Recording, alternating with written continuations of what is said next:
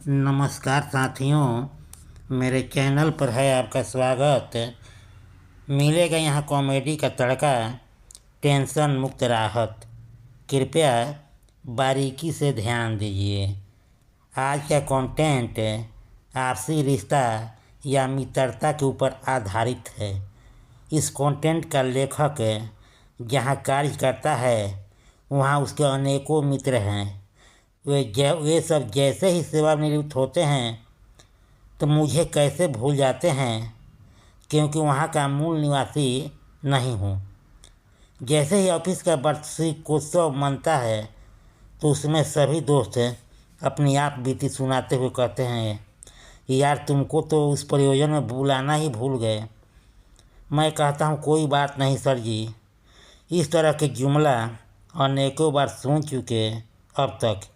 इसके पीछे एक राज है जो इस वीडियो के भीतर छुपा है। आप मेरे साथ इस वीडियो के अंत तक बने रहिए, तभी मज़ा आएगा। पसंद आए तो चैनल को सब्सक्राइब कीजिए। एक सवाल, मैं प्रतिदिन शाम को 7:30 बजे यूट्यूब पर अपना वीडियो अपलोड करता हूँ। आप लोग उस समय मेरे चैनल पर आ जाते हैं, इसके लिए आभार। कंटेंट जो देखेंगे सुनेंगे उसका टाइटल है कोई बात नहीं सर जी। मेरे विभाग में तकरीबन 100 कर्मचारी कार्यरत हैं, लेकिन कभी भी उपस्थिति दर्ज रजिस्टर में 100% अटेंडेंस नहीं रहा। इसमें कभी कोई छुट्टी तो किसी का अन्य आंतरिक या दूसरे सेक्शन में तबादला होते रहता है, इसलिए कभी कोई कुर्सी खाली रह जाती है, तत्काल पूर्ति संभव नहीं हो पाता है। सरकारी कार्यालय में स्थानांतरण का दर्द से पस्त या तकरीबन सभी कर्मचारी ग्रस्त या त्रस्त रहते हैं। तबादला के लिए हर साल जून का महीना उत्तम माना जाता है। आंतरिक ट्रांसफ़र हमेशा साप्ताहिक या 15 दिन या महीने 2 महीने पर चलते रहता है। हर साल एक दिन वेतन बढ़ोतरी दिवस या इंक्रीमेंट डे होता है। उस दिन 100% रजिस्टर में उपस्थिति दर्ज होती है। सरकारी कर्मचारियों के लिए इंक्रीमेंट डे जीवन का वार्षिक त्यौहार कहा जाता है, क्योंकि इस दिन सरकारी कर्मचारियों के वेतन बढ़ोतरी का दिन होता है। यह त्यौहार सरकारी कर्मचारियों के लिए पूर्ण आनंद का दिन होता है। उस दिन वो अपने को काफ़ी बेहतरीन महसूस करता है। श्रीमतियों के गैंग में इसकी चर्चा भी खूब ज़ोरों शोरों से होती है। किसी का तबीयत खराब हो जाए तभी तो उनको उस दिन ठेल कर ऑफिस पहुंचाया जाता है। उस दिन नहीं जाने से इंक्रीमेंट देर से लगती है, और यदि तबीयत खराब भी है तो कम से कम एक दिन के लिए कुछ ठोस कदम उठाना ही पड़ेगा। अपने उपस्थित होने का उस रजिस्टर में ऑफिस में ड्यूटी में होने का प्रमाण तो देना ही पड़ेगा। भले ही अगले दिन चिकित्सा अवकाश लेकर अपने खास मकसद को पूरा करने हेतु स्वास्थ्य लाभ ले, इससे कोई मतलब नहीं, लेकिन उस तिथि को उपस्थित रहना निहायत ज़रूरी है। मैं यानी राजेंद्र कुमार ऑफिस द्वारा आवंटित क्वार्टर में रहता हूँ, जहाँ से ऑफिस की दूरी मात्र 1/4 किलोमीटर है। इसलिए ऑफिस में स्थानीय लोगों के बहुलता होने से वे लोग अपने स्वयं के घर से ऑफिस आते जाते हैं। कभी सड़क पर भीड़ भाड़ व ट्रैफिक में फंस जाने को लेकर अपने विभाग का अधिकांश लोगों की उपस्थिति रजिस्टर में उन सब का साइन मैं ही करता था, या वे आ रहे हैं कहकर विभाग का बॉस अपने पास रजिस्टर रख लेता था, और उनके साइन हो जाने के बाद प्रशासन विभाग को रजिस्टर भिजवा देते थे। उस विभाग में एक मैं ही ऐसा शख्स था जिसकी आंखों पर चश्मा नहीं था, बाकी सबके आंखों पर चश्मा चढ़ा हुआ था। रक्षा मंत्रालय का यह इस विभाग में सैनिकों के वेतन से संबंधित लेखा जोखा का कार्य होता है, जिसे बारीकी से मुआयना करना पड़ता है।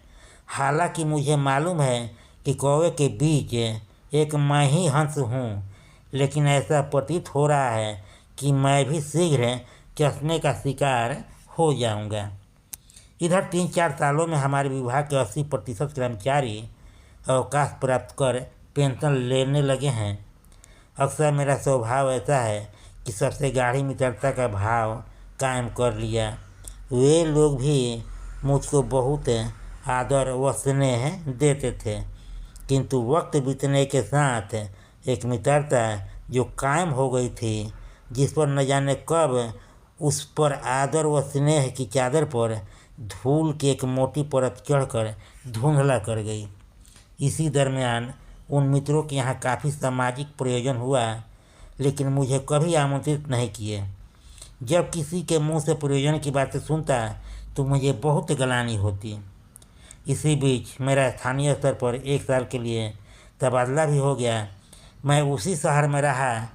ऑफिस बदल गया था, लेकिन मेरा क्वार्टर वही था जो पहले से आवंटित था।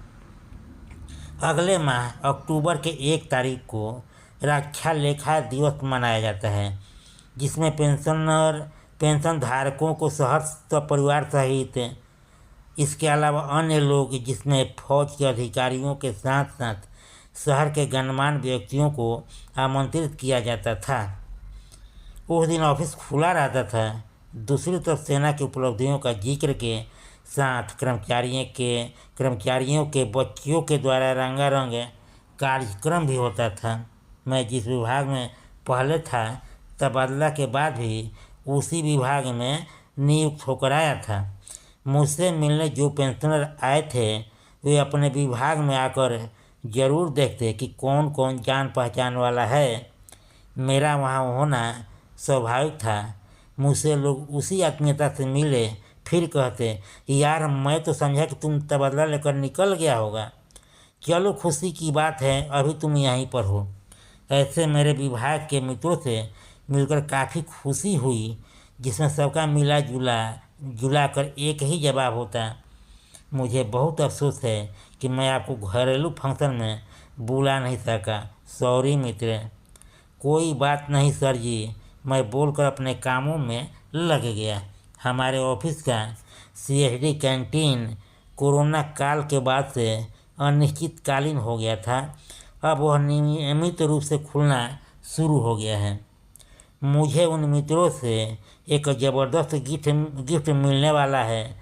मैं अपना पर्सनल नंबर दे दूं ताकि कैंटीन कब खुलेगा, पेंशनरों का लाइन अलग रहता है, सप्ताह में कितने दिन पेंशनरों के लिए आना होता है, कब सामान आता है, कब मिलता है, क्या क्या है, इन सब की जानकारी के लिए मेरा फ़ोन नंबर चाहिए, ताकि अपना काम छोड़कर उनका काम करता रहूं।